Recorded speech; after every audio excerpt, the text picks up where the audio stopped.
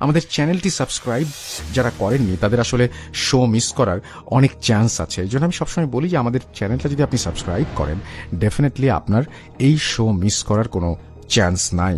রাসেল ভাই, আমি মোহাম্মদ নয়ন, নীলফামারী জেলার সৈয়দপুর থানা থেকে বলছি। ঘটনাটি আমি আমার বন্ধুর দাদার কাছ থেকে শুনেছি। ঘটনাটি ঢাকার কোনো এক এলাকার। আমার বন্ধুর দাদার ছদ্মনাম দিলাম খালেদ সাহেব। ওনার পাশের ফ্ল্যাটের এক দম্পতির সাথে ঘটনাটি ঘটে। তাদের ছদ্মনাম দিলাম রনি ও রিয়া। ঘটনাটি আমি আমার মতো করে লিখছি, যদি ভালো লাগে তাহলে পড়ে শোনাবেন, এই অনুরোধ রইল। ঘটনায় চলে যাই। ভোর রাতের দিকে রনির চিৎকার চেঁচামেচিতে তখন অনেকেই দরজা জানালা খুলে বিষয়টি দেখতে বের হয়েছিল। তখন খালেদ সাহেব নামাজ শেষ করে ফেরার পথে রনিকে কাঁদতে দেখে ব্যাপারটা বুঝতে এতটুকু সময় লাগেনি। তিনি আরো কয়েকজনকে সঙ্গে নিয়ে রিয়াকে বাসায় নিয়ে আসার ব্যবস্থা করেন। রিয়াকে ঘিরে বেশ থমথমে অবস্থা বিরাজ করছে সবার মাঝে। ঘর ভর্তি মানুষের ভিড় চোখে পড়ার মতো। নিচতলার ভাড়াটিয়া সুবাহান, চারতলার ইকবাল সাহেব, বাসার পাশের হাজি সাহেবও খবর শুনে চলে এসেছেন দেখতে। খালেদ সাহেবের স্ত্রী জাহিদা বেগম রিয়ার মাথায় পানি ঢালছেন। কিছুক্ষণ আগেই তার জ্ঞান ফিরে এসেছে, তবে কথা বলতে পারছেন না। জাহিদা বেগম বারবার কিছু জিজ্ঞেস করেও কাজ হয়নি। অবস্থা বেশি সুবিধার নয়, তা একবার ইশারায় বুঝিয়ে দিলেন পাশে থাকা খালেদ সাহেবকে। একটু পরেই রনি এক কাপ দুধ হাতে নিয়ে রান্নাঘর থেকে বের হয়ে আসে। জাহিদা বেগমের দিকে দুধের কাপ বাড়িয়ে দিয়ে বলল, চাচি দেখুন তো খাওয়ানো যায় কিনা, ওর শরীরে বোধহয় একদম শক্তি নেই। খালেদ সাহেব রনির এমন আচরণে মনে মনে বেশ খুশি হলেন। স্বামী হিসেবে ছেলেটা কতটা দায়িত্ববান, স্ত্রীর জন্য নিজের হাতে দুধ গরম করে নিয়ে এসেছে। এত কিছুর মাঝেও এই ব্যাপারটা তার মাথায় ছিল। এমন স্বামী কয়টা মেয়ের কপালে জোটে। খালেদ সাহেব এবার রনির দিকে তাকিয়ে বললেন, তা ব্যাপারটা কি একটু পরিষ্কার করে বলো তো বাবা। রনি একটা ফাঁকা চেয়ার দেখে বসে পড়ে। তাকে দেখে মনে হচ্ছিল সে ভেঙে পড়েছে এমন অবস্থা। পাশেই ছিলেন ইকবাল সাহেব। তিনি কাঁধে হাত রেখে ভরসা দিলেন রনিকে। রনি বলল, গতকাল সন্ধ্যা থেকেই একটু অদ্ভুত আচরণ করছিল রিয়া। আমি বাজার করে আসার পর দেখি অন্ধকারে বসে আছে। আমাকে দেখতে পেয়ে সেই যে হাত ধরে বসেছিল আর কোথাও যেতে দেয়নি। তারপর খাওয়া দাওয়া শেষ করে দুজনে শুয়ে পড়েছিলাম। আজানের একটু পরে ঘুম ভাঙলে দেখি সে বিছানায় নেই। বাসায় খুঁজে না পেয়ে ছাদে গিয়ে দেখি একপাশে পড়ে আছে। তারপরে সবকিছু তো আপনারা জানেন। খালেদ সাহেব সব শুনে মাথা নাড়লেন। তিনি কিছুক্ষণ চিন্তা করে বললেন, আচ্ছা দরজা তো বন্ধ ছিল, আর আমি যতদূর জানি চাবি ছাড়া বাইরে যাওয়া যায় না। চাবি থাকে তোমাদের বালিশের নিচে, তাহলে চাবি ছাড়া সে বাইরে চলে গেল কিভাবে? আর এত রাতে ছাদে যাওয়ার কারণ কি হতে পারে? উপস্থিত দাঁড়িয়ে থাকা সবাই খালেদ সাহেবের কথায় সম্মতি প্রকাশ করে। রনি বলল, আমি তো কিছুই বুঝতে পারছি না, আর ছাদের ওই পাশে কিছুই নেই। ওর পা ছিল একটু বাইরে, একটু নড়লেই বড় ধরনের বিপদ হতে পারত। খালেদ সাহেব উঠে গিয়ে রিয়ার পাশে গিয়ে বসলেন। রিয়ার মাথায় হাত রেখে বললেন, এখন কেমন লাগছে তোমার মা? রিয়া বেশ আস্তে আস্তে বলল, একটু ভালো লাগছে এখন। আচ্ছা, কাল রাতে কি হয়েছিল যে তুমি এত রাতে ছাদে গিয়ে একা বসেছিলে? জিজ্ঞেস করলেন খালেদ সাহেব। রিয়া শোয়া থেকে বালিশে হেলান দিয়ে একটু উঠে বসে। রিয়া যা বলল, মাঝরাতে আমার হঠাৎ করে ঘুম ভেঙে যায়। বেশ কিছু মানুষের আওয়াজ কানে আসছিল। আমি পাশে তাকিয়ে দেখতে পাই সাদা কাপড়ে অনেকগুলো মানুষ উল্টো দিকে ফিরে দাঁড়িয়ে আছে। আমি তাদের জিজ্ঞেস করলাম, আপনারা কারা আর কার মৃত্যু হয়েছে? কেউ আমার কথার কোনো উত্তর দিচ্ছিল না। তারপর হঠাৎ করেই মানুষগুলো সামনের দিকে হাঁটতে শুরু করে। আমার তখন জেদ চেপে গেল। তাদের পিছু পিছু হেঁটে ছাদে গেলাম। সেখানে গিয়ে দেখতে পেলাম একদল মানুষ গোল হয়ে বসে আছে। একটি বাচ্চা ছেলে আমার দিকে তাকাতেই দেখি ওর মুখ ভর্তি রক্ত, আর সবাই রনির অর্ধ গলিত লাশ চিবিয়ে খাচ্ছে। রিয়ার সামনে এখনো যেন রাতের সেই ভয়ানক দৃশ্যগুলো ঘটে চলেছে। ভয়ে বেশ শক্ত করে জড়িয়ে ধরল জাহিদা বেগমকে। খালেদ সাহেব কিছু বললেন না। সব শুনে তিনি উঠে দাঁড়ালেন। ইশারায় রনিকে তার সাথে আসার জন্য বললেন। রনিকে সাথে করে বারান্দায় এসে দাঁড়ালো দুজনে। খালেদ সাহেব বললেন, রিয়ার অবস্থা দেখে মনে হচ্ছে একটা ট্রমার মধ্য দিয়ে গেছে সে। মানসিক অবস্থা বেশি ভালো নয়। তুমি বরং একজন ডাক্তারের কাছে আজই নিয়ে যাও। ডাক্তার আহসান নামে আমার একজন পরিচিত ডাক্তার আছেন। আমি ফোনে সবকিছু বলে দিচ্ছি ওকে। রনি খালেদ সাহেবের কথায় সম্মতি দিয়ে বলল, ঠিক আছে, আমিও তাই ভাবছিলাম। আর এভাবে বাসায় রাখা ঠিক হবে না। অফিস থেকে ছুটি নিয়ে একটু পরেই বের হয়ে যাব। ঘড়ির কাঁটায় সময় বাড়ার সঙ্গে সঙ্গে রনিদের বাসা ফাঁকা হয়ে গেল। জাহিদা বেগম তখন রিয়ার পাশে বসেছিল। একটু পরে খালেদ সাহেব বললেন, এবার আমরা চলে যাই, দুজনকে একটু একা থাকতে দাও। জাহিদা বেগমও আর জোর করলেন না। রিয়ার মাথায় হাত বুলিয়ে ঠিক মতো খেতে বললেন। কিন্তু বেডরুম থেকে বেরিয়ে জুতা পরতে গিয়ে খালেদ সাহেব এক দৃষ্টিতে একটা কিছুর দিকে তাকিয়ে রইলেন। ব্যাপারটা বুঝতে পেরে জাহিদা বেগম বললেন, কি দেখেন ওইদিকে? খালেদ সাহেব স্ত্রীর মুখ চেপে ইশারায় জানলার দিকে তাকাতে বললেন। জাহিদা বেগম সেদিকে তাকিয়ে কিছুই বুঝতে পারলেন না। জিজ্ঞাসু দৃষ্টিতে তাকালেন খালেদ সাহেবের দিকে। খালেদ সাহেব ফিসফিস করে বললেন, গতকাল রাতে এই জানালায় আমরা একটা ছেলেকে দেখতে পেয়েছিলাম, মনে আছে তোমার? ছেলেটির মুখ ভর্তি রক্ত ছিল, এই দেখো তাজা রক্তের ছোপ ছোপ দাগ এখনো লেগে আছে। তার মানে রিয়া মিথ্যা বলেনি। জাহিদা বেগম ভয়ে কাঁপছেন, বিড়বিড় করে শুধু বললেন, তাড়াতাড়ি চলেন এই বাসা থেকে। দুপুরের দিকে রিয়াকে নিয়ে ডাক্তার দেখাতে বের হয় রনি। খালেদ সাহেবের দেয়া ঠিকানা অনুযায়ী উত্তরায় পৌঁছায় রনি। ডাক্তারের চেম্বার পেতে খুব একটা কষ্ট হয়নি দুজনের। ডাক্তার আহসান নাম বলতেই সবাই এক বাক্যে চেম্বার দেখিয়ে দেয়। চাপ শেষ করে বিকেলের পরে রিয়াকে ভেতরে যেতে বলে একটি ছেলে। কিন্তু রিয়ার দরজায় পা পড়তেই একটা অঘটন ঘটে গেল মুহূর্তে। দেয়ালে ঝুলানো কাচের ছবি হঠাৎ করেই নিচে পড়ে ভেঙে গেল। ব্যাপারটায় ডক্টর আহসান সহ তারা দুজনেই বিব্রতকর একটা পরিস্থিতির সম্মুখীন হলো। হাসি মুখে এগিয়ে এসে হাত বাড়িয়ে বললেন, আমার নাম ডাক্তার আহসান। খালেদ সাহেব আমার বন্ধু মানুষ, ফোনে সব বলেছে, তাই সবাইকে বিদায় দিয়ে আপনাদের ডাকতে বললাম। কিছু মনে করেননি তো? রনি বিনীত ভঙ্গিতে বললেন, না, কিছু বলেন, আমাদেরও একটু আড়ালে এই ব্যাপারটা নিয়ে কথা বললে ভালো লাগতো। ডাক্তার আহসান চেয়ারে বসে দুজনকে বসতে বললেন। উনি চেয়ারে বসে এবার ডাক্তার আহসানের মুখের দিকে ভালো করে তাকালো। ডাক্তার আহসানের চোখে চোখ পড়তেই রনি বলল, তা আমরা কি শুরু করতে পারি? ডাক্তার আহসান একটা খাতা কলম হাতে নিয়ে বসলেন। ঘড়ির দিকে তাকিয়ে গম্ভীর কণ্ঠে বললেন, আপনার স্ত্রীকে সবকিছু বলতে দিন, আপনি এই সময় কথা বলবেন না। মিস রিয়া, আপনি একদম প্রথম থেকে শুরু করেন। রিয়া আর চোখে একবার রনির দিকে তাকালো। সে নির্লিপ্ত চোখে টেবিলে রাখা একটা অদ্ভুত সুন্দর পিরামিডের মাছ দেখছিল। রিয়া বেশ বড় শ্বাস নিয়ে বলতে শুরু করলো, ঘটনা শুরু মাসখানেক আগে থেকে। রনি ঢাকার বাইরে ছিল, আমি বাসায় তখন একা ছিলাম। সম্ভবত দুপুরের দিকে আমি খাবার মুখে দিয়েছি। এমন সময়ে মনে হলো একটি বাচ্চা ছেলে হামাগুড়ি দিয়ে রান্নাঘরে চলে গেল। বয়স কত হবে, এই ধরুন 4 বছরের মতো। আমি ব্যাপারটা প্রথমে খুব একটা খেয়াল করলাম না। তারপর সেই বাচ্চাটাকে চোখে পড়ল বেশ কিছুক্ষণ পর। আবারও হামাগুড়ি দিয়ে রান্নাঘর থেকে বের হয়ে পাশের রুমে চলে গেল। এরপর স্পষ্ট ছেলেটির হাতে বিস্কুট দেখতে পেলাম। আমি হাত থেকে প্লেট রেখে দৌড়ে রুমে ঢুকে দেখি কেউ নেই। সব জায়গা খুঁজেও কাউকে দেখতে পেলাম না। তবে বিরক্ত হয়ে যখন আবার রান্নাঘরের দিকে পা বাড়ালাম, এবার আমার ভয়ে শরীর কাঁপতে শুরু করলো। মেঝেতে বিস্কুটের গুঁড়া পড়ে আছে। সেদিন এই ঘটনার কোনো ব্যাখ্যা আমি পাইনি। তার কিছুদিন পরে শুক্রবারের ঘটনা। রনি বিকালের দিকে বের হয়েছিল, আমি বারান্দায় বসেছিলাম। হঠাৎ কেউ যেন আমার চুল ধরে আঁচড়ে দিল। আমি আর চোখে কাঁধের দিকে তাকাতেই দেখি ভয়ঙ্কর দুটি চোখ আমার দিকে তাকিয়ে হাসছে। আমি সঙ্গে সঙ্গে চিৎকার দিয়ে পেছনে তাকাতেই সেখানে কাউকে দেখতে পাই না। এই ঘটনার পর আমি রনিকে সবকিছু বলতেই সে বিশ্বাস করেনি। তারপর কিছুদিন সব স্বাভাবিক ছিল। 15 দিনের মাথায় আমি দুপুরে খাওয়ার পর বিছানায় শুয়ে টিভি দেখছিলাম। হঠাৎ রান্নাঘরে চোখ পড়তেই মনে হলো কয়েকটা বাচ্চা আমার দিকে তাকিয়ে আছে এক দৃষ্টিতে। আমি প্রথমে নিজের চোখের ভুল ভেবেছিলাম, কিন্তু একটু পরেই যখন ব্যাপারটা সত্যিই মনে হলো, আমি বিছানা ছেড়ে উঠে দাঁড়ালাম। আস্তে আস্তে রান্নাঘরের দিকে যেতেই আমার কলিজা যেন বের হয়ে যাবে এমন অবস্থা হলো। পুরো শরীর রক্তে মাখা একটা বাচ্চা আমার সামনে দাঁড়িয়ে খিলখিল করে হেসে যাচ্ছে, বলছে, আয় আমাদের সাথে। তারপর আমার আর কিছু মনে নেই। জ্ঞান ফিরতেই নিজেকে বিছানায় দেখতে পেলাম। তারপরের ঘটনাগুলো তো আপনি জানেন। ডাক্তার আহসানের চেহারায় কোনো পরিবর্তন দেখা গেল না। তিনি বললেন, আপনি কি সবসময় একই চেহারার অবয়ব দেখেন, নাকি কিছুটা ভিন্নতা আছে বাচ্চাগুলোর মাঝে? রিয়ার বলল, না, সবসময় এক নয়। কখনো খুব বেশি ভয়ঙ্কর, আবার কখনো কেমন যেন ফ্যাকাশে বাচ্চাগুলো।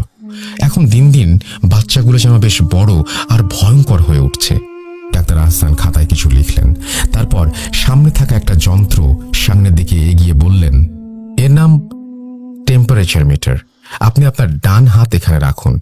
রিয়া তার ডান হাত টেম্পারেচার মিটারে রাখতেই এবার যেন কিছুটা ঘাবড়ে গেলেন ডাক্তার আহসান। টেম্পারেচার অস্বাভাবিক নিচে নেমে গেছে, ওনার কপালে বিন্দু বিন্দু ঘাম জমেছে। একটা জীবিত মানুষের দেহের তাপমাত্রা এত নিচে কিভাবে নামতে পারে, যেন মেয়েটির দেহে প্রাণ নেই। তিনি দ্রুত ব্যাপারটা বুঝতে না দিয়ে টেম্পারেচার মিটার থেকে রিয়াকে হাত সরাতে বললেন। তারপর উনি যেন কিছুটা আন্দাজ করে বললেন, কি হয়েছে ডাক্তার সাহেব, সবকিছু ঠিক আছে তো? ডাক্তার আহসান সঙ্গে সঙ্গে হেসে বললেন, হ্যাঁ হ্যাঁ, একদম ঠিক আছে, চিন্তার কোনো কারণ নেই। তিনি রিয়ার দিকে তাকিয়ে বললেন, আপনি একটু বাইরে অপেক্ষা করুন, আমার রনি সাহেবের সাথে একটু কথা আছে। ডাক্তার আহসান সামনের দিকে কিছুটা ঝুঁকে বললেন, আমার প্রাথমিকভাবে মনে হচ্ছে দীর্ঘ বেশ কয়েক বছর যাবৎ একটা বাচ্চার শূন্যতায় আপনার স্ত্রীর কল্পনায় কিছু অবয়ব তৈরি করেছে, যাদের সে সবসময় দেখে। তবে সবচেয়ে ভয়ানক ব্যাপার হচ্ছে মাথার এক পাশ বেশ অকেজো হয়ে গেছে, এবং অকেজো হয়ে যাওয়ায় অবয়বগুলোর মুখ, তার চোখ তার কাছে ভয়ঙ্কর হয়ে উঠছে প্রতিনিয়ত। আপনাকে কিছু টেস্ট লিখে দিচ্ছি, বাকিগুলোর রেজাল্ট দেখে আরো বিস্তারিত বলা যাবে। ডাক্তার আহসানের থেকে বিদায় নিয়ে রনি রিয়াকে নিয়ে বের হয়ে গেল। ঘড়িতে 10টা বাজতেই ডাক্তার আহসান চেয়ার ছেড়ে উঠে দাঁড়ালেন। আজ রোগী বেশ কম। রনি আর রিয়া চলে যাওয়ার পর আর কেউ আসেনি। সহকারী ছেলেটাকে গেট বন্ধ করে দিতে বলে তিনি ওয়াশরুমে ঢুকলেন হাত মুখ ধুয়ে ফ্রেশ হতে। হঠাৎ চারপাশ অন্ধকার হয়ে গেল মুহূর্তে। তিনি বেশ বিরক্ত মুখে বললেন, লোডশেডিং হওয়ার আর সময় পেল না। পকেট থেকে মোবাইল বের করে লাইট জ্বালালেন। এমন সময় খেয়াল করলেন পেছন থেকে কেউ যেন তার শার্ট ধরে টানছে। ব্যাপারটা বুঝতে বেশ সময় লাগলো তার। পানি বন্ধ করে পেছনে তাকাতেই কাউকে দেখতে পেলেন না। তিনি ভাবলেন মনের ভুল নয় তো, কিন্তু এমনটা হওয়ার কথা নয়। আবারও পানি ছাড়লেন ডাক্তার আহসান। এবার শুনতে পেলেন বাচ্চার খিলখিল হাসির শব্দ। ডাক্তার আহসান বেশ ঘাবড়ে গেলেন, এই ওয়াশরুমের ভেতরে বাচ্চা আসবে কিভাবে? তিনি লাইটের মৃদু আলোতে পেছনে ফিরলেন। চমকে উঠলেন তিনি, একটি বাচ্চা যেন দাঁড়িয়ে আছে। বাচ্চাটির মুখ যেন ঝলসে গেছে, চোখ কোটরে নেই। তিনি এবার মোবাইল হাতে নিয়ে সেদিকে আলো ফেলতেই সবকিছু ফাঁকা। ডাক্তার আহসানের হঠাৎ রিয়ার কথা মনে পড়ল। সবকিছুই কি নিজের কল্পনা? কত রকমের রোগী এখানে আসে, কিন্তু এমন তো কখনো হয়নি। এবার দেয়ালের ছায়াতে অনেকগুলো বাচ্চার অবয়ব দেখতে পেলেন তিনি। পেছনে ফিরতেই এবার আর নিজেকে সামলাতে পারলেন না। অনেকগুলো ছোট বাচ্চা তার দিকে হাত বাড়িয়ে বলছে, কিছু খেতে দাও, পেটে অনেক খিদে আমাদের। বাচ্চাগুলোর পুরো শরীর রক্তে ভিজে আছে। ডাক্তার আহসান আর সহ্য করতে পারলেন না, বেশ জোরে চিৎকার করতে শুরু করলেন। কাঁপা হাতে দরজাটাও খুলতে পারছিলেন না। বাচ্চাগুলো তার দিকে আস্তে আস্তে এগিয়ে আসছে। ডাক্তার আহসান শেষ মুহূর্তে দরজার নাগাল পেলেন। দৌড়ে বের হতেই জোরে আঘাত পেলেন সহকারী ছেলেটির সাথে। তিনি ভয়ে কথা বলতে পারছেন না, শরীর এখনো কাঁপছে। সহকারী ছেলেটি বলল, আপনার কি হয়েছে স্যার? ডাক্তার আহসান খেয়াল করলেন লোডশেডিং হয়নি, দিব্যি আলো চারিদিকে। তিনি কিছুটা দম নিয়ে বললেন, কারেন্ট চলে যাওয়ার সাথে সাথে জেনারেটর চালিয়ে দাওনি কেন? সহকারী ছেলেটি কিছুটা অবাক হয়ে বলল, কি বলছেন স্যার, লোডশেডিং তো হয়নি, আমি অযথা জেনারেটর চালাতে যাব কেন? ডাক্তার আহসান বুঝতে পারলেন কোথাও একটা ঝামেলা আছে। তিনি আর কোনো কথা বাড়ালেন না। ছেলেটিকে ইশারায় চলে যেতে বলে চেয়ারে বসে পড়লেন। এবার টেম্পারেচার মিটারে চোখ পড়তেই বেশ ভিমড়ি খেলেন ডাক্তার আহসান। রিয়ার হাতের পাশেই ছোট্ট একটা হাতের ছাপ জলজল করছে, অথচ রিয়া আসার আগে তিনি সেটা বেশ পরিষ্কার করে রেখেছিলেন। তাহলে ছোট বাচ্চার হাতের ছাপ আসলো কোত্থেকে? ডাক্তার আহসান তার জীবনে এমন অদ্ভুত ঘটনার সম্মুখীন কখনো হননি। সমানে হাত কাঁপছে তার, কপাল বেয়ে দরদর করে ঘাম পড়ছে। ডাক্তার আহসান মুখ দিয়ে অস্ফুটভাবে বললেন, ও মাই গড, এটা কিভাবে সম্ভব? তখন তাপমাত্রা মৃত মানুষের শরীরের মতো হয়ে গিয়েছিল, এর সঙ্গে বাচ্চার হাতের ছাপ। রিয়া কি মৃত জগতের কেউ? আর বাচ্চাগুলোর সাথে তার কি সম্পর্ক? পরের দিন বিকেলে ডাক্তার আহসান তার বন্ধু খালেদ সাহেবকে এভাবেই তার সাথে ঘটে যাওয়া ঘটনার বিবরণ দিয়েছিলেন। এই ছিল ঘটনা রাসেল ভাই। যদি ভালো লাগে প্রচার করবেন, আর যদি প্রচার করেন সামনের এপিসোডে এই ঘটনার সমাধান কিভাবে হয় সেটি শেয়ার করব। আমার বাসা যশোরের একটা গ্রামে। আমি ঢাকার একটা প্রাইভেট ইউনিভার্সিটিতে পড়াশোনা পড়াশোনা করি। ভার্সিটি বন্ধ থাকায় আমি বাসায় ছিলাম। আবার যখন ভার্সিটি চালু হলো তখন আমি ঢাকায় ফেরার জন্য বাসের টিকিট করলাম। আমার বাসের সময় ছিল রাত 10:15। ওই দিন দুপুর থেকে অনেক বৃষ্টি শুরু হয়েছিল। আমার বাসা থেকে বাস স্ট্যান্ডের দূরত্ব প্রায় 8 কিলোমিটার। সন্ধ্যার পর একটু বৃষ্টি থামলেই আমি বাসা থেকে বের হয়ে যাই। তো বাসা থেকে বের হয়ে আমি একটা ভ্যানে করে পরবর্তী একটি বাজারে যাই। ওইখান থেকে আবার ইজি বাইকের মাধ্যমে ছোট যানবাহনে করে স্ট্যান্ড পর্যন্ত যেতে হয়। বাজারে পৌঁছানোর পরপরই আবার বৃষ্টি শুরু হলো। তো আমি দৌড়ে একটি বন্ধ দোকানের বারান্দায় গিয়ে দাঁড়াই। আমার কানে হেডফোন ছিল। আমি ভূত.com এর পুরাতন একটি এপিসোড শুনছিলাম। ওই দোকানেই এক কোণে একটি টুল টাইপ চেয়ারে বসেছিলেন একজন বৃদ্ধ বয়স্ক লোক। উনি আমার কানে হেডফোন দেখে বেশ খড়খড়ে গলায় জিজ্ঞেস করলেন, বাবা, কি শুনতেছ? আমি বললাম, ভূত.com এর কাহিনী শুনতেছি চাচা। ভূত জিন নিয়ে চাচার সাথে কিছুক্ষণ কথা হলো। তারপর কাকা একটু থেমে বলল, বাবা, তোমরা এই যুগের ছেলেরা এসব বিষয় নিয়ে এখন মজা করো, এটা মোটেই ঠিক না। কাকার এমন কথা শুনে আমি কাকাকে জিজ্ঞেস করলাম, আপনার সাথে কি কিছু ঘটেছিল? তৎক্ষণাৎ খেয়াল করলাম রাজ্জাক চাচার চোখে পানি ছলছল করছে। চাচা একটু সময় নিয়ে বলল, একটা খারাপ জিনের জন্য আমার আব্বা মারা গেছিল। আমার বাসের সময় বেশি থাকায় আর বৃষ্টি না থামায় আমি রাজ্জাক চাচাকে ঘটনাটি শোনানোর আবদার করলাম। সাথে সাথেই চাচা বলতে শুরু করলো। চাচা আমাদের আঞ্চলিক ভাষায় বলেছিল, আমি শ্রোতাদের বোঝার সুবিধার্থে আমার মতো করে লিখছি। আর রাসেল ভাই, রাজ্জাক চাচার ঘটনায় যেসব স্থানের উল্লেখ আছে আমার বাসার কাছে হয় আমার স্থানগুলো চেনা। বলতে শুরু করলেন রাজ্জাক চাচা, আজ থেকে অনেক বছর আগের কথা। আমার বয়স তখন 14-15 বছর হবে। আমার আব্বা মাঠে চাষবাস করতেন। আব্বা প্রায় সময় মাঠের কাজে আমাকে নিয়ে যেত। একদিন বিকেলে আমরা ধানের জমিতে কাজ করছিলাম। বলে রাখি, আমাদের গ্রামটা তখন মাঠের মাঝখানে ছিল। মাঠের বুক চিরে একটা রাস্তা 2টা গ্রাম হয়ে এই বাজারে পৌঁছেছে। আমাদের জমিটা বেশ দূরে ছিল। হঠাৎ আব্বা আমাকে বলল, রাজ্জাক, তুই বাড়িতে গিয়ে 1 গামলা লবণ নিয়ে আয়। আপনারা হয়তো জানেন, বিভিন্ন কারণে ধানের জমিতে লবণ দেয়া হয়। তো আমি সোজা বাড়ির দিকে রওনা দিলাম। চিকন আইলের ওপর দিয়ে হেঁটে আসতে অনেক সময় লেগেছিল। প্রায় 1 ঘন্টা লাগলো আমার বাড়িতে আসতে। আকাশ মেঘাচ্ছন্ন থাকায় 5টার দিকেই চারপাশ প্রায় অন্ধকার হয়ে গিয়েছিল। বলে রাখি, আমরা যেদিন রাতে কাজ করার উদ্দেশ্যে মাঠে যাই সেদিন খাবার আর হ্যারিকেন বা লাইট জাতীয় কিছু নিয়ে যেতাম। সেগুলো রাখতাম আমাদের জমির পাশে আমাদের বানানো কুড়ে ঘরে। আর সেদিন আমরা রাতে কাজ করার উদ্দেশ্যে যাইনি বিধায় আলো নিয়ে যাইনি। আমি লবণের গামলা নিয়ে রওনা দিলাম। তখন প্রায় অন্ধকার নেমে গেছে। পৌঁছাতে পৌঁছাতে অনেকটাই অন্ধকার হয়ে গেছে। এই জন্য আমি আইল ছেড়ে জমির মধ্য দিয়ে হাঁটা ধরলাম। আমাদের জমির কাছে পৌঁছানোর একটু আগে আমি আব্বাকে জোরে ডাক দিলাম। আব্বা খুব ধীরে উত্তর দিল। শব্দটা আসলো ঠিক আমার বাম দিকের কয়েকটি জমির পর থেকে। কিন্তু আমি আমাদের জমিটা চিনি আমাদের বানানো কুড়ে ঘর দেখে, কারণ আমাদের জমির আইলের ধারে এই কুড়েটা বানানো। আর যে জমিটা থেকে শব্দ আসলো সেটা হলো সদরুল কাকার। সদরুল কাকা মারা গেছে আজ থেকে 7 দিন আগে। সদরুল কাকা হিন্দু ধর্মাবলম্বী ছিলেন। আমার সন্দেহ হয় আমি আবার জোরে আব্বা বলে ডাক দিলাম, কিন্তু এবার কোনো আওয়াজ আসলো না। আমি কোনো কিছু না ভেবে কুড়ের দিকে হাঁটা দিই। আমি বারবার ডাকার পরও আব্বা কোনো উত্তর দিচ্ছিল না। আমি আমাদের জমির চারপাশ ও কুড়ে ঘর খুঁজেও আব্বাকে পেলাম না। এবার আমার ভয় লাগতে শুরু করলো। সদরুল কাকার কথা মনে পড়তেই আমার মনে পড়ে গেল কাকার লাশ পোড়ানোর কথা, কারণ আমি সদরুল কাকার লাশ পোড়ানো দেখেছিলাম। তখন সন্ধ্যা পেরিয়ে প্রায় রাত হয়ে গেছে। আবছা দেখা যাচ্ছে এখন সবকিছু। এবার আমি কিছু না ভেবে লবণের গামলাটা আইলের উপরে রেখে সদরুল কাকার জমির দিকে দৌড় দেই, কারণ প্রথম মৃদু আওয়াজটা ওইখান থেকে এসেছিল। কাকার জমির পাশে যেতেই আমি ফিস ফিস হাসির শব্দ শুনতে পাই।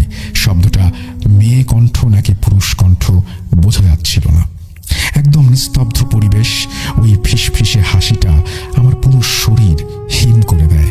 আমি অনেক কষ্টে সাহস জুগিয়ে ওইখান থেকে দিক বিদিক না দেখে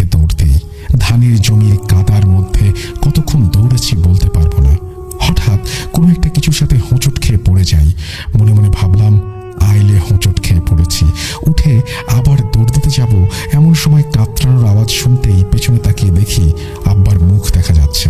বুঝলাম আমি আব্বার শরীরে হোঁচট খেয়ে পড়েছি। আব্বার দিকে তাকাতেই দেখি ধান গাছের মধ্য থেকে শুধু আব্বার মুখ দেখা যাচ্ছে। কাছে গিয়ে দেখি আব্বার কোমরের ওপর পর্যন্ত কাদার ভেতরে পোঁতা। আমি দেখেই জোরে চিল্লাতে শুরু করি এবং বেহুঁশ হয়ে যাই।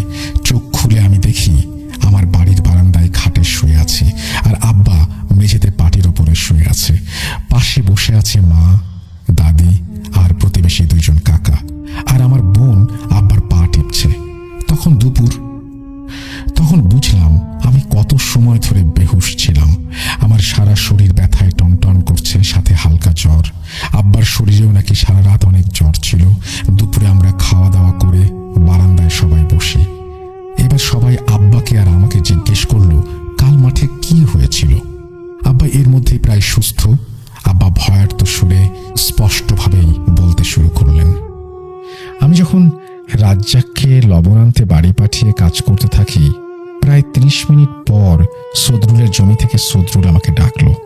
তার জমি আমার জমির পাশেই। সে সময় তার জমিতে কাজ করার সময় এভাবে হালকা চিল্লিয়ে কথা বলতো, আমিও বলতাম।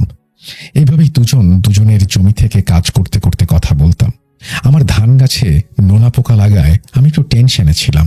এজন্য আমার মনেই ছিল না যে সদরুল 7 দিন আগে মারা গেছে।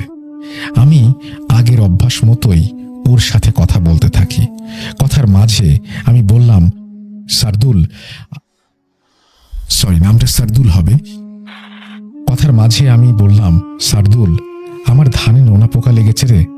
সারদুল বলল, কই দেখি। উত্তরটা এলো আমার পেছন থেকে। আমি ভয় পেয়ে গেলাম। এত দ্রুত এভাবে কিভাবে আসলো? পেছনে তাকিয়েই ওর মুখের দিকে তাকাতেই আমার মনে পড়ে গেল, আরে সারদুল তো মারা গেছে 7 দিন হলো। আমার চোখ বড় হয়ে গেল ওকে দেখেই। তখন ওর মুখ স্বাভাবিক ছিল, কিন্তু তারপর আমার চোখের দিকে তাকিয়ে যেন ও বুঝতে পারলো আমি এতক্ষণ পর বুঝতে পেরেছি যে ও মারা গেছে। এবার সারদুল ধীরে ধীরে তার ঠোঁট প্রসারিত করে হাসতে শুরু করলো, কোনো আওয়াজ ছাড়া। কি ভয়ানক লাগছিল ওই হাসি আর তার মুখ। আমার পুরো শরীর দিয়ে যেন ঠান্ডা কম্পন বয়ে গেল। এবার সারদুল যেন ওই উঁচু গলায় ঠাট্টার সুরেই বলল, কই দেখি কেমন পোকা লেগেছে তোর ধানে। তখন মনে হলো আমি বেহুশ হয়ে যাব। এবার সারদুল চোখ লাল করে নরম স্বরেই বলল, কি ভয় পাচ্ছিস?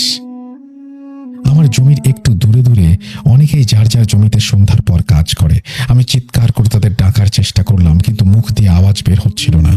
আবার ডাকার চেষ্টা করতেই সারদুল আমার উপরে লাফিয়ে পড়ল, আমাকে কাদায় ঠেসে ধরলো। এভাবে কতক্ষণ ধস্তাধস্তি হয়েছে বলতে পারবো না। খুব জোরে আঘাত লাগার পর আমার সাথে কি ঘটেছে আর কিছু মনে নেই। হঠাৎ রাজ্জাকের পায়ের আঘাতে চেতনা ফিরে পেলাম এবং দেখলাম আমার কোমর পর্যন্ত কাদার নিচে। আমাকে এই অবস্থায় দেখে রাজ্জাক চিল্লানি দিয়ে বেহুশ হয়ে যায়। এর কিছু মুহূর্ত পর বেশ কিছু দূর থেকে জোরে আওয়াজ আসলো, কে চিল্লালো রে? কণ্ঠটা আমার চেনা। এটা পাশের গ্রামের রতনের কণ্ঠ। আমি অনেক কষ্ট করে রতনকে রতন বলে ডাক দিলাম। কিছুক্ষণের মধ্যে রতন এসে আমাদের এই অবস্থা দেখে তাড়াতাড়ি তার পাশের জমি থেকে আরো কয়েকজনকে ডেকে এনে আমাদের 2 জনকে বাড়ি নিয়ে আসে। আব্বা এতটুকু বলে থেমে গেল, কিন্তু আমি আশ্চর্য হয়ে বললাম, আমি সারদুল কাকার জমি থেকে ভয় পেয়ে প্রায় অনেক দূর দৌড়াই, কিন্তু আশ্চর্যের বিষয় আমি এত সময় দৌড়েও আমার জমি পর্যন্ত এসেছিলাম মাত্র। কারণ আমার আব্বাকে কোমর পর্যন্ত পুঁতে রেখেছিল আমাদের জমিতেই। যাই হোক, 7-8 দিনের মধ্যে আমার সন্ধ্যার পর আর জমিতে যায়নি, সব স্বাভাবিক হয়ে গিয়েছিল। কিন্তু 10 দিনের পর আব্বা এই বাজারে এসেছিল কিছু জিনিস কেনাকাটা করতে। সেই সময় প্রায় 2 দিন একাধারে টিপটিপ করে বৃষ্টি হচ্ছিল, ঠিক আজকের মতোই। আব্বা বৃষ্টি কমার জন্য অপেক্ষা করছিল। বাজারে অবশ্য গ্রামের অনেকেই ছিল। বৃষ্টি হালকা কমলে আব্বা তাদের জিজ্ঞেস করলো বাড়ির দিকে যাবে নাকি, কিন্তু তারা বাড়িতে আরো দেরি করে যাবে বলল। তখন আব্বা বাড়ির উদ্দেশ্যে রওনা দিল। বাজার থেকে ছোট 2টা গ্রাম পরেই মাঠ শুরু হয়। রাস্তার দুধারেই বিশাল বিস্তৃত মাঠ, আর এই রাস্তার পাশেই আমাদের গ্রামে পৌঁছানোর ঠিক 1/2 কিলোমিটার আগে একটা শ্মশান। রাস্তায় ভীষণ কাদা হয়, আব্বা খুব ধীরে ধীরে হাঁটছিল। এভাবে হাঁটতে হাঁটতে আব্বা শ্মশানের কাছে পৌঁছালো। ওই শ্মশান, ওই রাস্তা, ওই গ্রামটায় আমি অনেকবার গিয়েছি। এই সময়ে জায়গা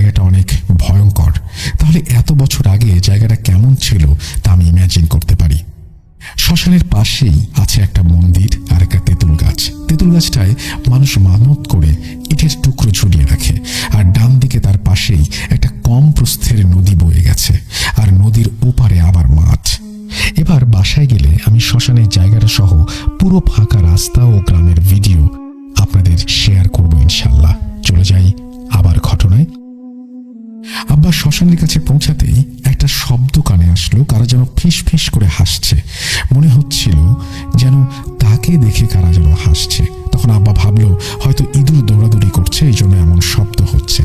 আব্বা একটু সামনে পৌঁছাতেই কে যেন ডেকে উঠল, রহিম ভাই, ব্যাগে করে কি নিয়ে যাচ্ছ? কণ্ঠটা আব্বার চেনা, এটা সারদুল কাকার কণ্ঠ। ভয়ে আব্বা পাথর হয়ে গেল। আব্বা দোয়া পড়তে পড়তে দৌড় দিল, কিন্তু কয়েক পা পিছলে পড়ল। এবার অনেক জোরে হাসির আওয়াজ আসলো। আব্বা বুঝতে পারল আজকে হয়তো তার আর বাড়ি ফেরা হবে না। আব্বা এবার ডান দিক থেকে শুনতে পারছে একসাথে অনেকের ফিস ফিস হাসির শব্দ, শেয়ালের ডাক। আব্বা তার সর্বশক্তি দিয়ে উঠে দাঁড়িয়ে দৌড় দিতে যাবে, এমন সময় দেখে সামনে সারদুল কাকা দাঁড়িয়ে আছে, তার সাথে পচা তীব্র গন্ধ। আব্বা সারদুলকে দেখেই পেছনের দিকে দৌড় দিল। কয়েক সেকেন্ড দৌড়ানোর পর আব্বা খেয়াল করলো সে লাশ পোড়ানো জায়গায় ঠিক নিচে নদীর পাড়ে চলে এসেছে। এবার গন্ধটা এত তীব্র যে আব্বার দম আটকে যাচ্ছিল।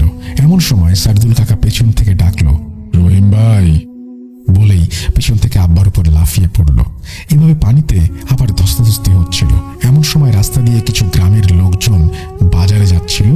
তারা শ্মশানের পাশে এসে পানির ছোপ ছোপ আওয়াজ শুনল আর দেখলো বাজারের ব্যাগটা রাস্তায় পুরো কাদামাখা অবস্থায় পড়ে আছে।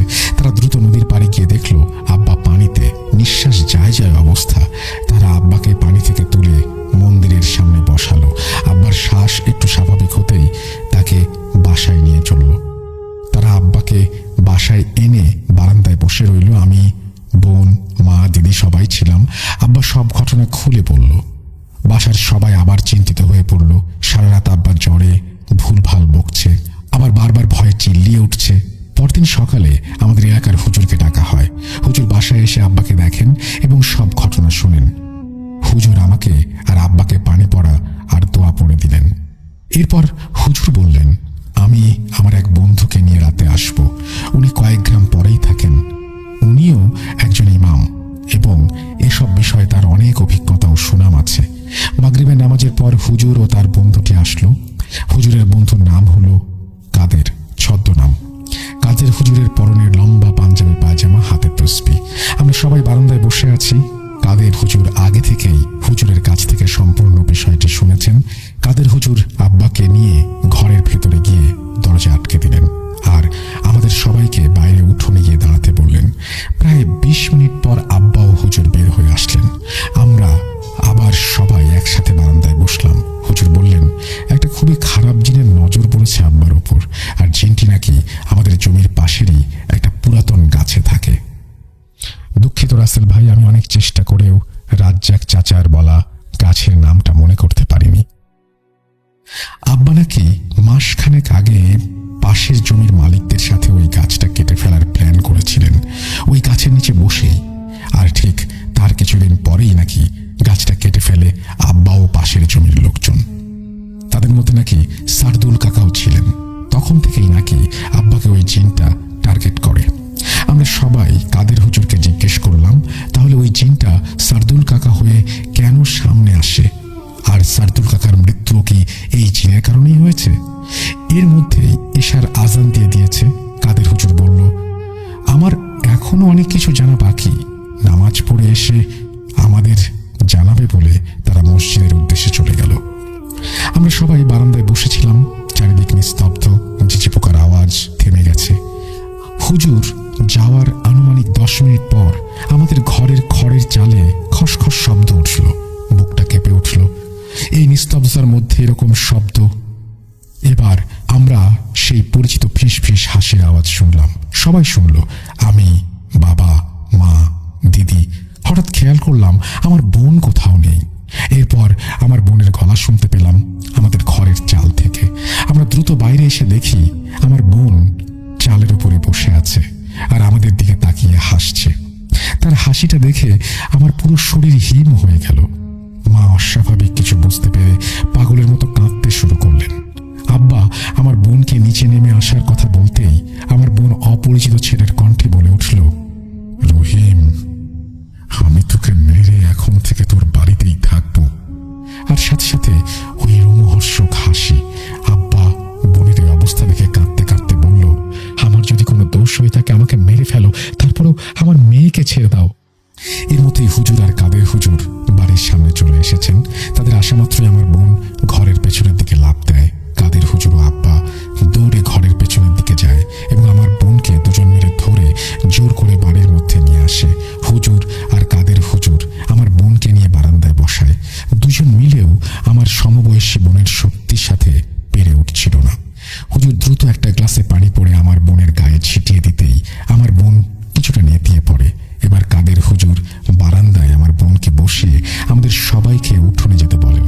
আমরা উঠোনের থেকে হ্যারিকেনের আলোতে দেখেছি হুজুর আর আমার বোন কথা বলছে, কিন্তু কি বলছে সেটা শোনা যাচ্ছে না। প্রায় 10 মিনিট পর দেখলাম আমার বোন বেহুশ হয়ে গেছে।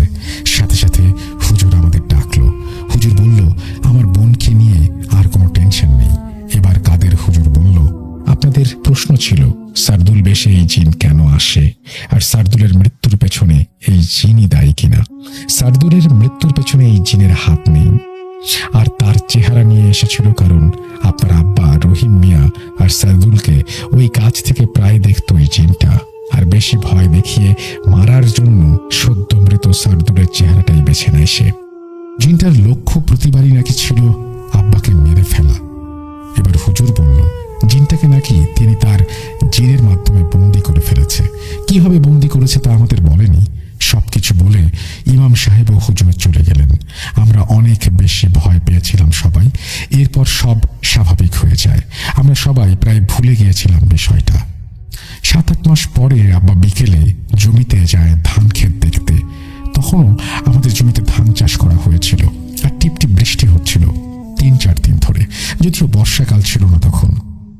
এশার আজান দেওয়ার পরেও আব্বাকে বাড়িতে ফিরে আসতে না দেখে আমরা সবাই চিন্তিত হয়ে পড়ি। আব্বা জমিতে কোনো কাজের উদ্দেশ্যে যায়নি, শুধুমাত্র ক্ষেত দেখতে গিয়েছিল। তারপরও এত দেরি কেন করছে? তারপর মা আমাদের পাশের বাসার এক কাকাকে বলে মাঠে যেয়ে দেখতে বলল। আমাদের সাথে পাশের বাসার আরো একজন আসলো। আমরা মাঠের উদ্দেশ্যে বের হলাম। প্রায় 30 মিনিট পর আমাদের জমির পাশে এসে পৌঁছালাম, কিন্তু কোথাও কাউকে দেখতে পেলাম না। এবার আমরা সবাই মিলে আব্বাকে ডাকতে লাগলাম, কিন্তু কোনো সাড়া পেলাম না। হঠাৎ আমাদের চোখ গেল ধান ক্ষেতের মধ্যে। দেখি আব্বার মাথা দেখা যাচ্ছে।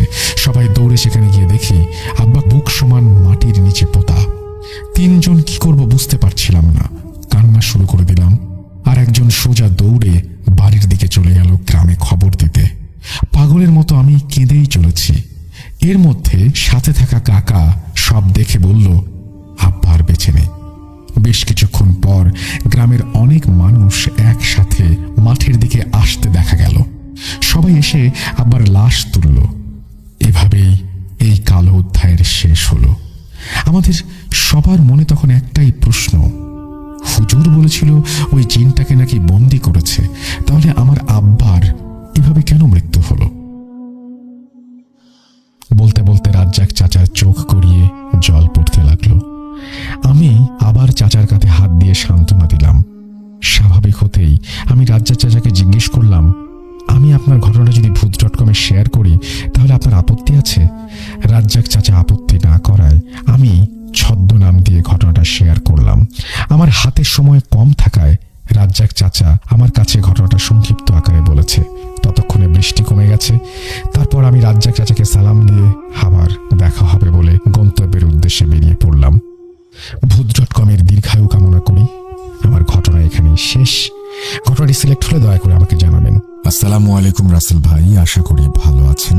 আমি মিরাজ বলছি চট্টগ্রাম থেকে। অনেকদিন থেকেই ভাবছি আমার জানা একটি ঘটনা শেয়ার করব, কিন্তু ঘটনার সত্যতা যাচাই এবং ঘটনাটা একটু বড় হবার কারণে লেখা হয়ে ওঠেনি। আজ ভূত.com শুনতে শুনতে একটু সময় করে লিখে ফেললাম আমার জানা খুব আনকমন একটি ঘটনা। বাড়ি রাজশাহী হলেও কর্মসূত্রে চট্টগ্রামে থাকা। ব্যস্ততার জন্য স্টুডিওতে যাওয়া সম্ভব নয়। সম্ভব হলেও আপনার মুখে ঘটনা শোনার মজা মিস করতে চাই না।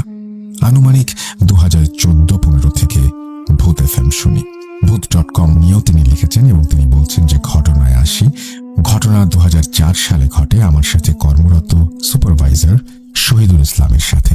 তিনি 2003 সাল থেকে কর্মরত আছেন। আমরা কাজ করছি দেশের স্বনামধন্য একটি স্টিল মিলে, যার কারণে স্টিল মিলটার নাম উল্লেখ করতে পারছি না। বোঝার সুবিধার্থে একটু বর্ণনা দিয়ে দিই। এটি একটি বিলেট ইন্ডাস্ট্রি। এখানে গলিত তরল লোহা থেকে বিলেট উৎপাদন করা হয়, যা রডের কাঁচামাল হিসেবে পরিচিত। প্রতিটি বিলেটের ওজন প্রায় 2 টন। অতিরিক্ত ওজন হবার কারণে এই বিলেটগুলো ওভারহেড ক্রেন দিয়ে ওঠানো নামানো হয়। এই ক্রেনগুলোতে ইলেকট্রোম্যাগনেটিক সিস্টেম কাজ করে। প্রতিটি ম্যাগনেটের ওজন প্রায় 1 টন। এবার মূল ঘটনায় আসি। অপ্রত্যাশিত কোনো ভুলের জন্য সকলের কাছে ক্ষমা চেয়ে শুরু করছি আমার লেখা প্রথম ঘটনা। বলছেন সুপারভাইজার শহীদুল ইসলাম। এই বিলেটগুলো এখানে রাখ। বাংলা কথা বুঝিস না? কোথা থেকে সব পাগলদের ধরে নিয়ে আসে এখানে? উচ্চ কণ্ঠে বলে উঠলাম ক্রেন অপারেটরের উদ্দেশ্যে। ভয়ে সে আমার দেখানো জায়গায় বিলেট রাখতে বাধ্য হলো, কিন্তু তার চোখ মুখে বিরক্তির ভাব স্পষ্ট। 3 সুপারভাইজারের মধ্যে আমি একটু বেশি স্ট্রিক্ট। কেউ কাজে ভুল করলে বা সঠিকভাবে কাজ না করলে রেগে যাই, গালাগালি করি। প্রায় সব ক্রেন অপারেটর আমার প্রতি অসন্তুষ্ট। ঠিক এই কারণে সকল স্যাররা আমাকে বেশি ভালোবাসেন, সকলের কাছ থেকে সঠিকভাবে কাজ আদায় করে নিতে পারি বলে। কিছুদিন পর 2 জন স্থানীয় ক্রেন অপারেটর নিয়োগ দেওয়া হয়। তাদের নাম ছিল রিয়াজ ও সিরাজ। তারা 2 ভাই। তাদের সাথেও আগের মতো ব্যবহার করলে তারা আমাকে মারার হুমকি দেয়। তাদের উপর রেগে গিয়ে তাদের কাজের ভুল ধরতে থাকি এবং স্যারকে অভিযোগ করি। স্যার তাদের রুমে নিয়ে অনেক অপমান করে। বেশ কিছুদিন পর কাজের মাঝে অনেক বড় একটা ভুল হলে রিয়াজকে জিএম চাকরি থেকে বের করে দেয়। যদিও সেখানে আমার কোনো হাত ছিল না, তবুও সিরাজের চোখে তার ভাইকে বের করে দেওয়ার পেছনে দায়ী আমি। আমাদের দুজনের সম্পর্ক খারাপ দেখে স্যার আমাদের আলাদা শিফটে ডিউটি দেয়। কিছুদিন এভাবে চলতে থাকে। 2 মাস পরের কথা, আমার শিফটের ক্রেন অপারেটর চাকরি ছেড়ে দেওয়ার জন্য আবার সিরাজকে আমার শিফটে ডিউটি দেওয়া হয়। আমি পরবর্তীতে তার প্রতি কিছুটা সদয় হই। সব ঠিকঠাক চলছিল। হঠাৎ একদিন অন্য শিফটের সুপারভাইজার রফিক এসে আমাকে বলে, ভাই, আমার শিফটে থাকা অবস্থায় সিরাজের মধ্যে কিছু অ্যাবনর্মাল জিনিস খেয়াল করেছি। সে একা ক্রেনে কথা বলে। তার ক্রেন চালানো ঠিক সুবিধাজনক না। কিছুদিন আগে কিছু বিলেট পেন্টারের সাথে ধাক্কা লাগতে লাগে নাই।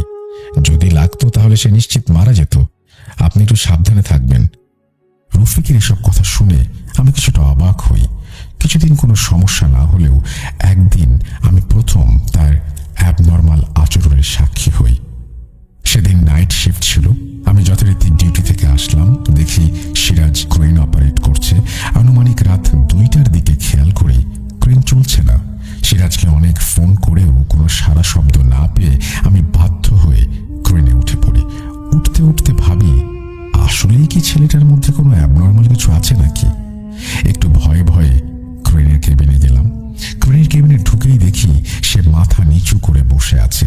তাকে রাগী গলায় বলে উঠলাম, কিরে, এখানে ঘুমাতে আসছিস নাকি? কাজ করবে কে, তোর বাপ? আমার কথা শুনে সে যখন আমার দিকে ঘুরে তাকালো, তখন তাকে দেখে আমি হতভম্ব হয়ে যাই। তার চোখ রক্তাক্ত, পুরো চেহারা ছিল লাল। আমি রীতিমতো ভয় পেয়ে যাই। সে ফ্যাঁসে গলায় বলে, তোর জন্যই অপেক্ষা করছি বলে সে আমার গলা ধরে ধাক্কা দিয়ে নিচে ফেলে দিতে আসে। আমি একটু শক্তিশালী হওয়ায় তাকে এক ধাক্কা মেরে দৌড়ে ক্রেন থেকে নেমে যাই। বলে রাখা ভালো, ওভারহেড ক্রেন ফ্লোর থেকে প্রায় 35-40 মিটার উপরে। নিচে পড়লে বাঁচা সম্ভব না। নিচে নেমে সিকিউরিটি সহ আরো কিছু লোকজন নিয়ে আমি ক্রেনে উঠলাম। উঠে দেখি সিরাজ সেন্সলেস হয়ে কেবিনে পড়ে আছে। আমার ধাক্কায় কেবিনের সাথে বাড়ি খেয়ে তার মাথা কিছুটা ফেটে গেছে।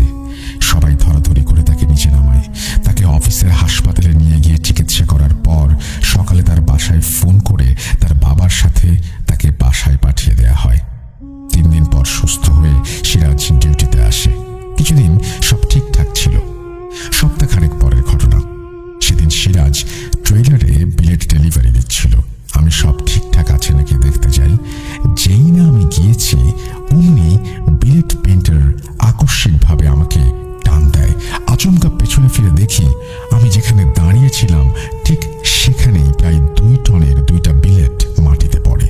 আমি যদি দাঁড়িয়ে থাকতাম তাহলে সেটাই হতো আমার জীবনের শেষ সময়। ওপরে তাকিয়ে দেখি সিরাজ হাসি মুখে তাকিয়ে আছে। আমি প্রচুর রেগে গেলাম। সাথে সাথে এজিএম স্যারকে ফোন করে প্রমাণ সহ কিছু ছবি পাঠালাম সিরাজের বিরুদ্ধে ব্যবস্থা নেবার জন্য। তখনও মূল ঘটনা সম্পর্কে কিছুই জানি না। পরের দিন অফিস মিটিং বসলো।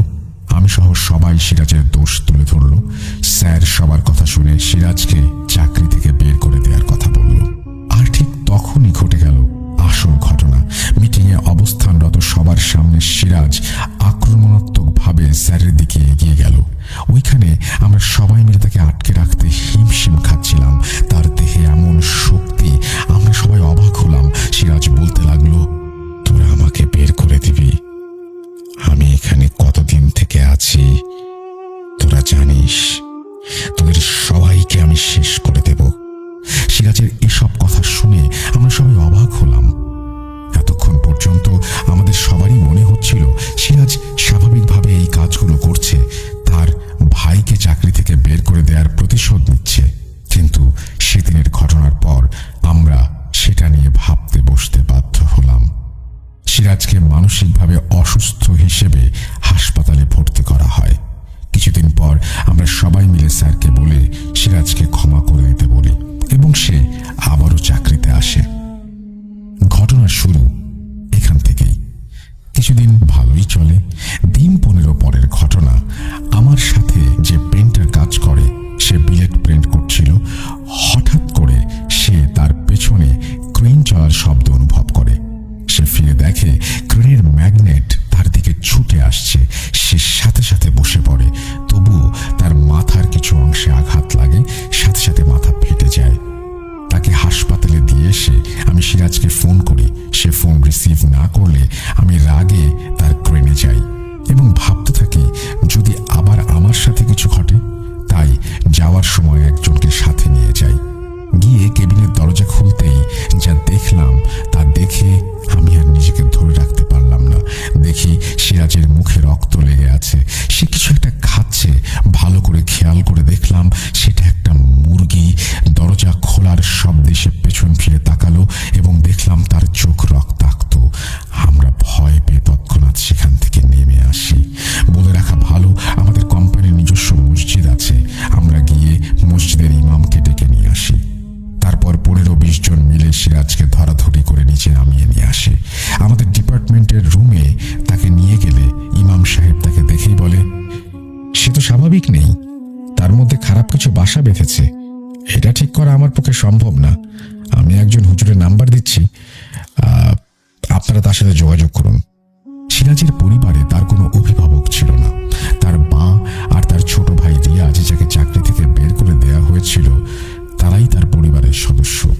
তাই স্যারকে অনুরোধ করলাম ডিএমডি স্যারের সাথে কথা বলে সিরাজের কবিরাজি চিকিৎসা অফিসের ভেতরেই করাতে, যেন আমরা পুরোপুরি বুঝতে পারি সমস্যা কি, সিরাজের এখানে কোনো অসুবিধা আছে নাকি। স্যার প্রথমে রাজি হয় না। অনেক কষ্টে সবাই মিলে স্যারকে রাজি করালাম। তারপর হুজুরকে আনা হলো। সে আমাদের অফিসের মধ্যে আসন বসালো। হুজুর তার সাথে 2 জন ছাত্র নিয়ে এসেছিল। সিরাজ কোনোভাবেই আমাদের অফিসের রুমে আসতে চাচ্ছিল না। আমি সহ 3-4 জন ধরে তাকে নিয়ে আসতে পারছিলাম না। অনেক কষ্টে তাকে রুমে নিয়ে আসা হয়। হুজুর 2 জন ছাড়া সবাইকে রুম থেকে বের করে দিতে বলেন। সেদিন রুমে আমি, মসজিদের ইমাম, হুজুরের সাথে আসা 2 জন আর হুজুর ছাড়া কেউ ছিল না। আমি ও ইমাম সাহেব অনেক কষ্টে সিরাজকে হুজুরের সামনে বসালাম। হুজুরের সাথে আসা 2 জন সিরাজের 2 পাশে বসে কোরআন থেকে আয়াত পড়ছিল। কিছুক্ষণ পর হুজুর একটা পানি সিরাজের গায়ে ছিটিয়ে দিল। সাথে সাথে সিরাজ নিস্তব্ধ হয়ে গেল। হুজুর আমাকে অফিসের আলোটা বন্ধ করে দিতে বলল। আমি বন্ধ করে দিলাম। পুরো ঘরটা অন্ধকার হয়ে গেল।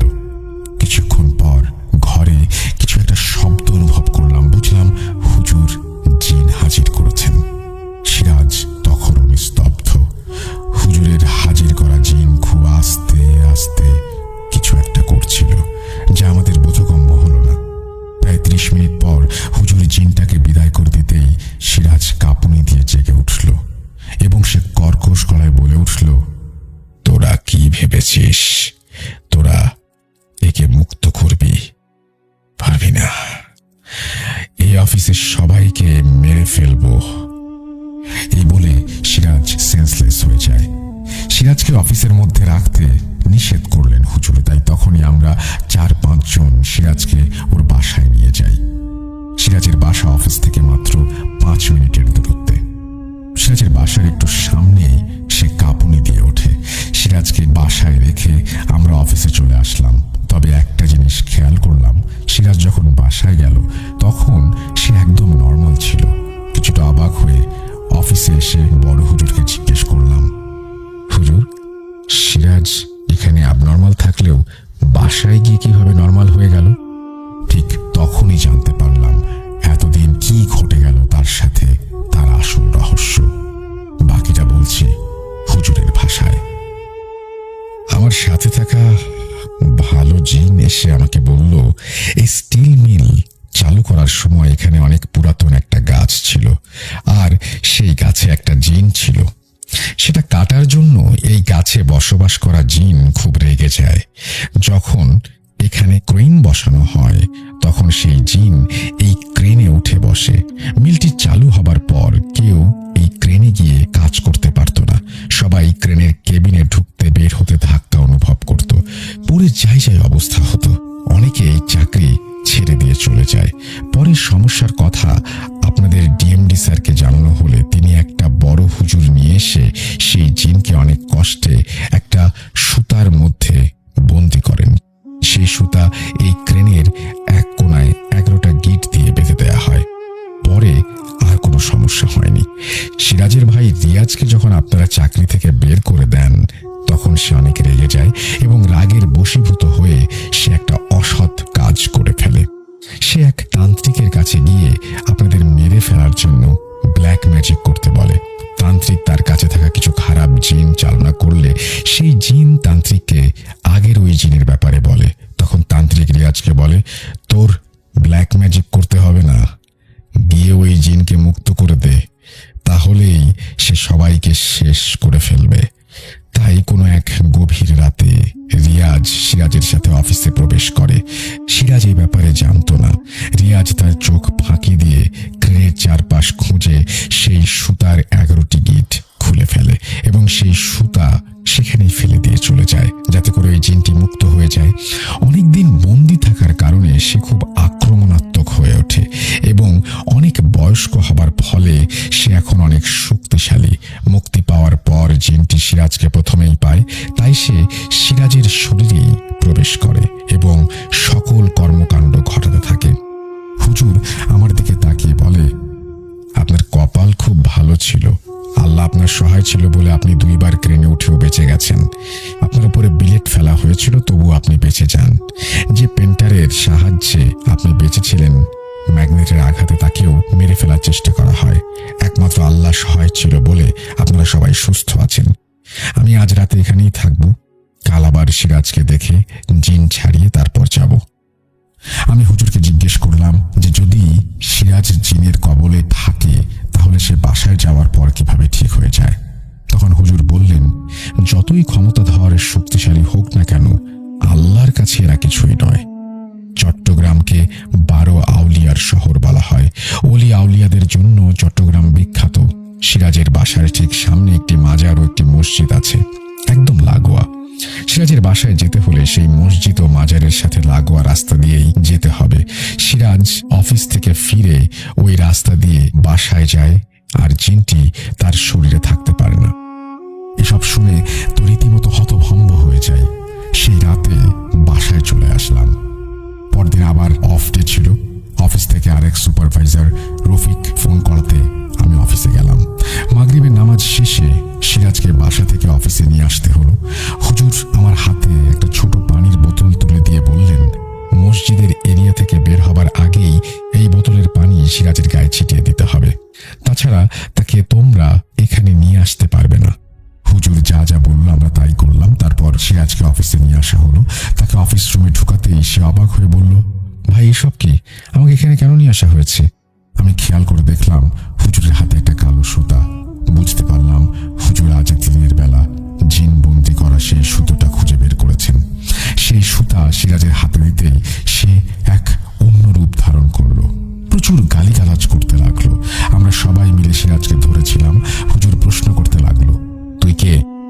এসেছিস? সিরাজের মুখে জিনটি বলছিল, তোরা সবাই এখান থেকে চলে যা, বাঁচতে চাইলে চলে যা, এখানে কেউ বাঁচতে পারবি না।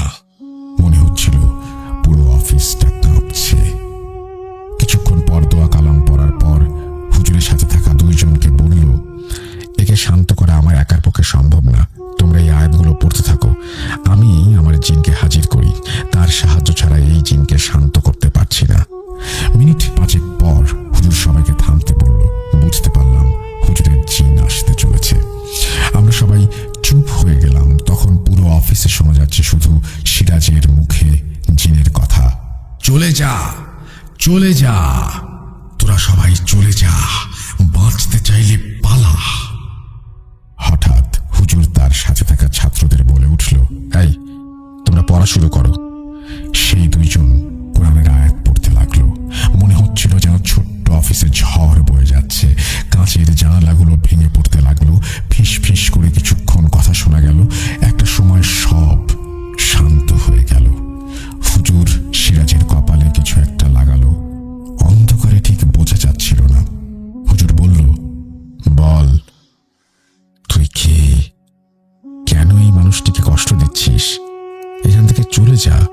সিরাজ বলে উঠল, আমি এখানে প্রায় 17 বছর। 8 বছর আগে যখন এই মিল চালু করা হয় তখন তারা আমার বসবাসের সেই গাছটি কেটে ফেলে। আমার একটা শরীর দরকার ছিল যে আমি পেয়ে গেছি, আমি যাব না। তখন হুজুর তাকে বলে, তোকে যেতেই হবে, তুই এই মানুষের দেহে ভাবে থাকতে পারিস না, তুই একে ছেড়ে যা, বিনিময়ে তুই যা চাস বল। সে প্রথমে কিছুতে রাজি হচ্ছিল না। হুজুর রেগে গিয়ে বলল, তুই না গেলে আমি তোকে সুতোর মধ্যে বন্দি করে ফেলবো। তখন সে একরকম বাধ্য হয়ে যেতে রাজি হলো এবং বিনিময়ে সে একটা খাসি চায়। তাকে যাওয়ার প্রমাণ হিসেবে কিছু করতে বলা হলে সে আমাদের মান নিয়ন্ত্রণ বিভাগের সকল হ্যালোজেন লাইট ফিউজ করে দিয়ে চলে যায়। তার কথা মতো ডিএমডি স্যারকে বলে আমরা একটা খাসি কিনে দিই এবং সন্ধ্যায় ওই ক্রেনে সেটা রেখে আসা হয়। সেদিন আমিও রাতের বেলায় ডিউটিতে ছিলাম। ভয়ে কেউ ক্রেনে ওঠেনি। রাত 12:02 হঠাৎ করে আমাদের ডিপার্টমেন্টের সকল লাইট একসাথে নষ্ট হয়ে যায়। আগে থেকেই প্রস্তুত হবার কারণে ইলেকট্রিক্যাল ডিপার্টমেন্টকে বলে তৎক্ষণাৎ লাইটের ব্যবস্থা করা হয়। প্রায় 12:30টার দিকে একজন সিনিয়র ক্রেন অপারেটর আমাদের ক্রেনে গিয়ে দেখে সেখানে কোনো খাসি নেই।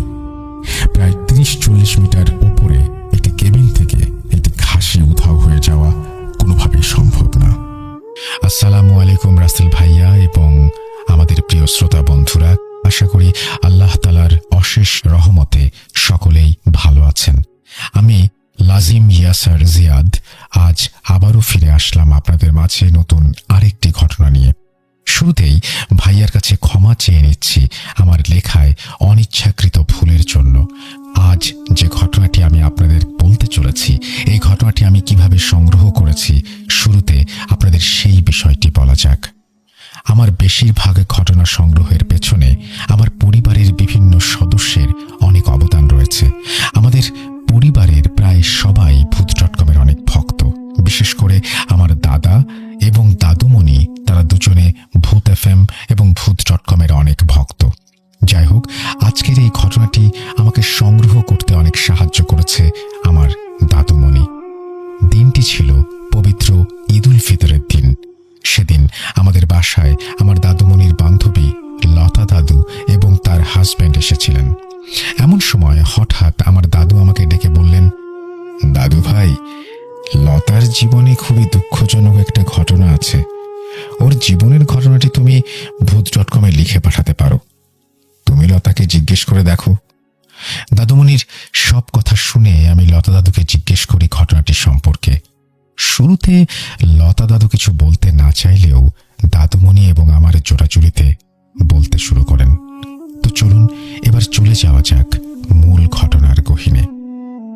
বলছেন লতা দাদু, সাল 1972।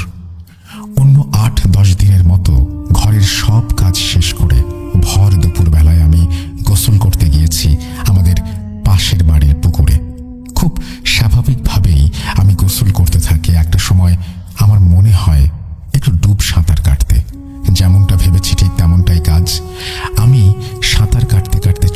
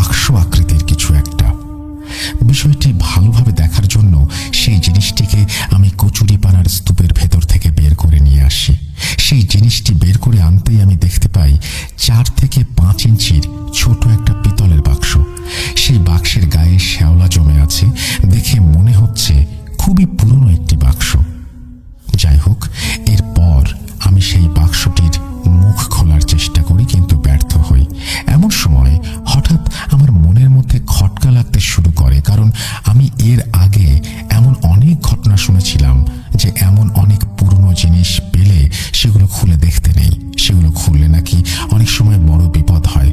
যাই হোক, এরপর আমি সেই বাক্সটি ছুঁড়ে ফেলে দেই পানিতে এবং গোসল শেষ করে চলে আসি ঘরে। ওই দিনটি আমার খুব স্বাভাবিকভাবেই কেটে যায়। রাতে তোমার দাদা বাসায় আসলে আমি তোমার দাদাকে সেই বাক্সের বিষয়টি জানাই। তোমার দাদা এসব শুনে আমাকে উদ্দেশ্য করে বলতে শুরু করেন, তুমি সেই বাক্সটি ফেলে দিয়ে ভালো করেছ। এখনো এমন অদ্ভুত কোনো জিনিস পেলে সেগুলো খুলে দেখবে না, ওসব নিয়ে চিন্তা করতে হবে, ভুলে যাও। তোমার দাদার কথা শেষ হলে এরপর তাকে আমি খাবার দেই। খাওয়া শেষ হলে তোমার দাদা আর আমি খুব স্বাভাবিকভাবেই ঘুমিয়ে যাই। আমি পানির অতল গভীরে ডুবে আছি। এমন সময় আমি দেখতে পাই বিশাল আকৃতির কিছু একটা আমার সামনে কালো ধোঁয়ার ন্যায় দৃশ্যমান হচ্ছে। আস্তে আস্তে সেই জিনিসটি সম্পূর্ণ দৃশ্যমান হয়। কি বিভৎস দেখতে সেই জিনিসটি! সেই জিনিসটা পুরো শরীর নীল বর্ণের পিচ্ছিল কিছু একটা দ্বারা আবৃত।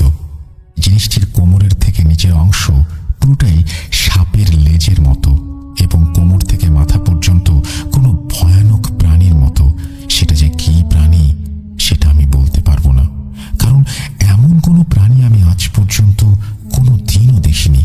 সেই প্রাণীটির মুখের ভেতরে স্তরে স্তরে সারি সারি অসংখ্য ছোট দাঁত। আমি শুধু অপলক দৃষ্টিতে সেই ভয়ানক প্রাণীটির দিকে তাকিয়ে আছি তো তাকিয়েই আছি। এমন সময় সকল নিস্তব্ধতা ভেঙে সেই ভয়ানক প্রাণীটি বলতে শুরু করে, তুই আজকে আমার দেয়া বাক্সটি ছুঁড়ে ফেলে দিয়েছিস। কাজটা তুই মোটেও ভালো করিসনি।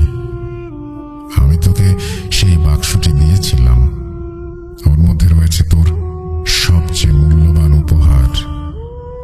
তোকে আমি আর একবার সুযোগ দেব, তুই সেই বাক্সটি তোর কাছে রেখে দিবি এবং আমি যখন বলবো তখন সেটি খুলে দেখবি।